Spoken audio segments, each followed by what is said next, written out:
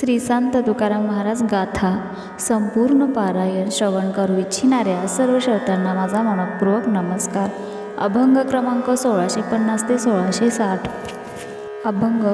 उठाउठी अभिमान जाय ऐसे स्थळ कोण, ते या पंढरीचं घडे खळा पाझर रोकडे.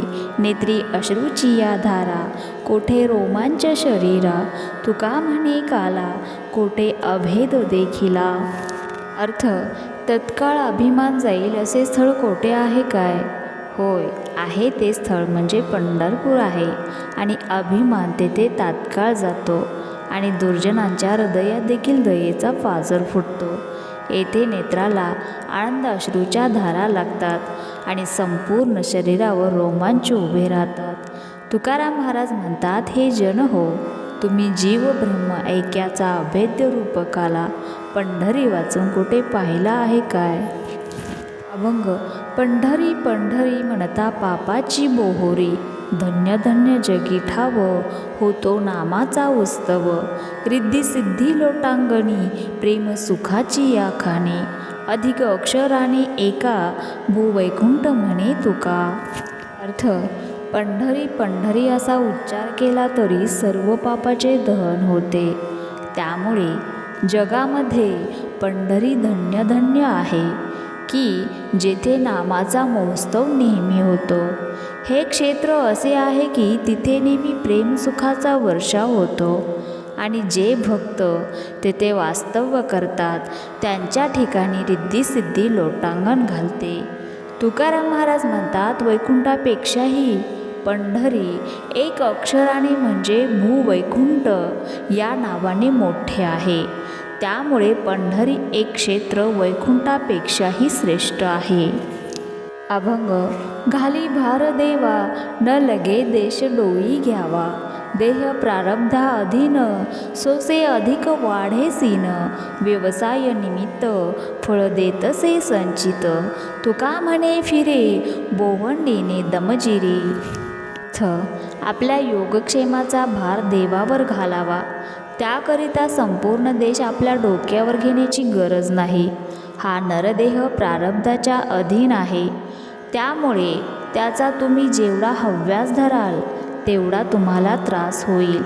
व्यवसायामध्ये किंवा कोणतेही कर्म करताना तुम्हाला जो काही लाभ होतो किंवा जे काही फळ मिळते ते केवळ निमित्त आहे, परंतु त्यामागे खरे कारण संचित आहे. तुकाराम महाराज म्हणतात, स्वतःभोवती गोल गोल फिरल्याने भोवंड म्हणजे चक्कर येते व तेथेच दम जिरतो. अभंग. भोग भोगावरी द्यावा संचिताचा करुणी ठेवा, शांती धरणे जीवासाठी दशा उत्तम गोमटे. देह लेखावा असार सत्य पर उपकार, तुका म्हणे हे मिरासी बुडी द्यावी ब्रह्मरसी. अर्थ. पूर्वसंचित कर्मामुळे अनेक प्रकारचे भोग भोगण्यात येतात. त्यामुळे ते सर्व भोग प्रारब्धाच्या स्वाधीन करून आनंदाने राहावे.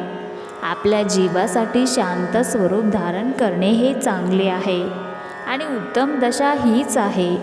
देहाला असत्य समजून सतत परोपकार करणे हेच सत्य मानावे. तुकाराम महाराज म्हणतात, आपली खरी वतनदारी म्हणजे ब्रह्मरसात उडी घ्यावी हीच आहे. येथे बोलोनिया काय व्हावा गुरु तरी जाय, मज हे साहे वाकडे ए विठ्ठल कथे पुढे. ऐकोनी मरसी व्रथा जब आहेसी तू जिता, हुरमतीची चाड तेने न करावी बडबड. पुसेल कोणी त्यास जारे करी उपदेश, आम्ही विठ्ठलाचे वीर फोडू कळी काळाचे शिर. घेऊ पुढती जन्म वाणू कीर्ती मुखे नाम, तुका म्हणे मुक्ती नाही आसची ए चित्ती. अर्थ. महाराज हरिकथा करत असताना मध्येच येऊन त्यांना एका मनुष्याने विचारले, महाराज मला ब्रह्मरस हवे आहे, तेव्हा आपण मला उपदेश करावा. आणि त्यावर महाराज त्याला म्हणतात, अरे हरिकथा चालू असताना असे मध्ये बोलणे हे चांगले आहे काय? आणि तुला जर गुरु करायचा असेल तर येथे बसू नको, चालता हो. अरे, येथे विठ्ठल कथा चालू आहे आणि या कथेच्या पुढे वेडेवाकडे बोललेले मला सहन होणार नाही. अरे, तू जोपर्यंत आहेस तोपर्यंत हरिकथा ऐक आणि ते तू करत नशील तर तुझा जिवंत असूनही काहीच उपयोग नाही. ज्यांना आपल्या आवृत्तीची आवड आहे त्यांनी हरिकथा चालू असताना माझ्यापुढे असे वेडेवाकडे बडबड करू नये. जर मला कोणी ब्रह्मज्ञानाविषयी काही विचारत असेल तर मी त्याला असे उत्तर देईन की हरिकथा आवडीने ऐकताना हरिकथाच तुला ब्रह्मज्ञानाचा उपदेश करील. आम्ही विठ्ठलाचे शूरवीर भक्त आहोत. कळीकाळ देखील आमच्या पुढे आला तरी आम्ही त्याचे शिर फोडू. आम्ही पुन्हा पुन्हा जन्म घेऊ आणि हरीचे गीत व कीर्ती गात राहू. तुकाराम महाराज म्हणतात, मुक्तीची इच्छा देखील आमच्या चित्तात येत नाही. अभंग. अणु हाती गुंतला नेने बाह्य रंग, वृत्ती येता मग बळ लागे. मदे माते तया नाही देह भाव, आपुले अवयव आवरिता. अनेकांची वाणी वेदतेने मुखे, उपचार दुखे नाठवती. ते सुख बोलता आश्चर्या जना, विपरीत मना भासतसे. तुका म्हणे बाह्य रंग जो विटला, अंतर्निवाला ब्रह्मरसे. अर्थ. एकदा की वृत्ती अंतर्मुख झाली तर तिला बाह्य अवस्था समजत नाही आणि वृत्तीला बहिर्मुख करण्यास फार कष्ट लागतात.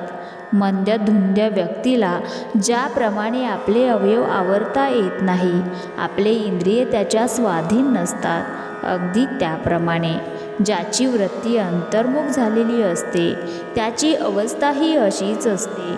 त्याचे इंद्रिय त्याच्या स्वाधीन नसतात आणि त्याची वृत्ती अंतर्मुख झालेली असते. तो कधीही कोणाशी काहीही बोलत नाही आणि जरी तो बोलला तरी दुसऱ्याच्या हितासाठीच बोलतो आणि त्याला सुखदुःखाची जाणीवही राहत नाही. अंतर्मुख वृत्तीविषयी त्याने जर लोकांना अनुभव सांगितला तर लोकांना त्याचे आश्चर्य वाटते. एवढेच नाही तर हे काहीतरी विपरीतच आहे असे लोकांना वाटते. तुकाराम महाराज म्हणतात, जो बाहेर अंगाला पूर्णपणे विटला तो अंतर्मुख होऊन ब्रह्मरसामध्ये स्थिर झाला आहे. अभंग. ब्रह्मरस गोडी तयासी फावली, वासना निमाली समळ ज्यांची. नाही त्या विटाळ अखंड सोवळी, उपाधी वेगळी जाणीवेच्या. मन हे निश्चळ झाले एके ठाई, तया उणे काही निज सुखा. तेची पुण्यवंत परोपकारी, प्रबोधी त्या नारी नरलोका. तुका म्हणे त्याचे पायी पाय पोस, हो निया वास करीन तेथे. ज्याची वासना समूळ नष्ट झाली त्याला ब्रह्मरसाच्या गोष्टीचा अनुभव येतो.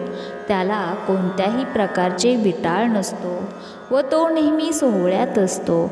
तो सर्वांपेक्षा वेगळा असतो, शुद्ध असतो.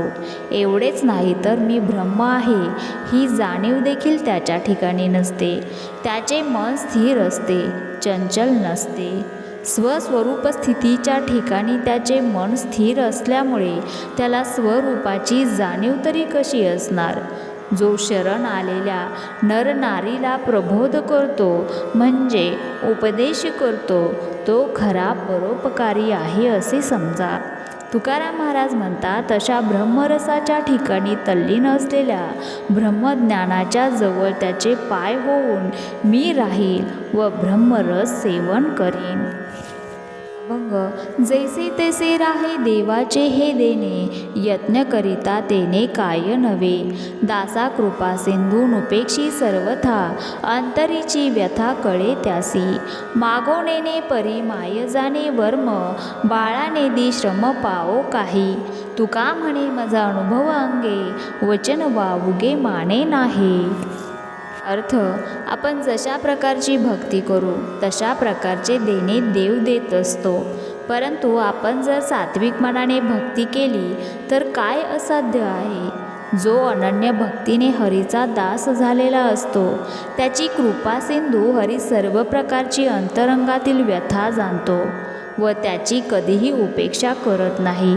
लहान बाळाला कोणत्या वेळी काय मागावे हे समजत नाही. परंतु त्या बाळाला कोणत्या वेळी काय द्यावे, काय करावे लागते याचे वर्म हे कोणाला समजणार नाही. ते केवळ त्याच्या आईलाच समजते आणि ती आई त्या बालकाला काहीच कष्ट होऊ देत नाही. तुकाराम महाराज म्हणतात, देवाच्या बाबतीत हा अनुभव माझ्या अंगी भिनलेला आहे. देव भक्ताची उपेक्षा करतो हे मी मानत नाही. अभंग. परद्रव्य पर नारीचा अभिलास, तेतो निरास सर्व भाग्य. घटिका दिवस मास वरुषे लागे तीन, बांधले पतन गांठोडीस. पुढे घात त्याचा रोकडा शकून, पुढे करी गुण निश्चयेसी. तुका म्हणे एका थडता थवड, काळ लागे नाडपरी खरा. जो मनुष्य परद्रव्य आणि परनारी यांचा भोग घेतो तिथून पुढे त्याच्या भाग्याचा ऱ्हास होतो. अशा मनुष्याच्या गाठी म्हणजे त्याच्या पदरात अंधपतन बांधले जाते. ते काही दिवसानंतर किंवा काही वेळानंतर किंवा काही महिन्यानंतर किंवा 3 वर्षानंतर तरी त्याचे अंधपतन होतेच. पुढे आपला घात होणार याची जाणीवही त्याला होते आणि त्याचा परिणामही त्याला निश्चित होतो. तुकाराम महाराज म्हणतात, एखाद्या दगडाला धडक दिली तर आपलेच डोके फुटते, तसे परद्रव्य आणि परनारीचा भोग घेतला तर काळ त्याच्या मागे लागतो आणि त्याचा ऱ्हास लवकरच होतो. अभंग. आम्हा हरीच्या दासा काही, भय नाही त्रयलोकी. देव उभा मागे पुढे, उगवी कोडे संकट. जैसा केला तैसा होय, धावे सोय धरोनी. तुका म्हणे असो सुखे, गाऊ मुखे विठोबा. अर्थ. आम्हा हरिदासांना त्रैलोक्यामध्ये कोणत्याही प्रकारचे भय नाही, कारण आमच्या मागे पुढे प्रत्यक्ष देव उभा आहे आणि सर्व संकटापासून तो आमचे रक्षण करतो. भक्त ज्या स्वरूपाचे चिंतन करतो, देव ते स्वरूप धारण करतो व त्याच्या मदतीला नेहमी सज्ज असतो आणि भक्तांचे कार्य करण्यासाठी तो नेहमी तत्पर असतो. तुकाराम महाराज म्हणतात, आम्ही नेहमी आमच्या मुखाने हरीचे नामचिंतन करू व सुखाने राहू.